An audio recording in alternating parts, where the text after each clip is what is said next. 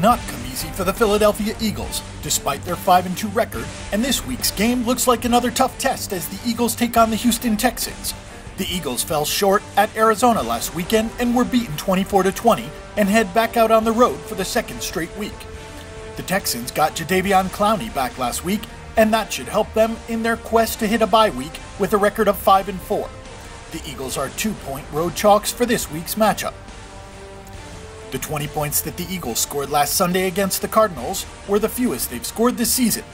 That stat may be misleading, however, as the Eagles have benefited from the defensive scores and special teams touchdowns in the majority of their games prior to the bye week. The Eagles are averaging just under 400 yards per game, but there's something missing in this season. The play of Nick Foles has taken a clear step back. Foles threw 27 touchdown passes in 13 games last season, turning over the ball only 4 times.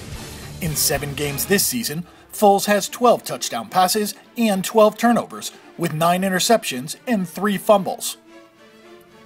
The Houston Texans have snapped a 3-game losing streak by beating divisional rivals, the Tennessee Titans, last weekend. It was a sight for sore eyes for Bill O'Brien and his staff. The 3 losses were to Dallas, Indianapolis, and Pittsburgh by just a combined 15 points. This is a team that's clearly on the cusp of becoming one of the better teams in the league, and Aaron Foster is the reason why. He's found himself once again this season, though he did have some early season injuries. Foster has rushed for 5.2 yards per carry and is on pace for the best season of his career. Their defense has now made 7 sacks in the past 2 games.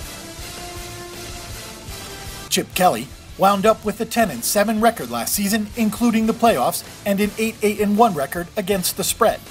This season, Kelly is 5-2 straight up and 4-3 against the spread. The Eagles are 1-2 straight up and against the spread on the road this season.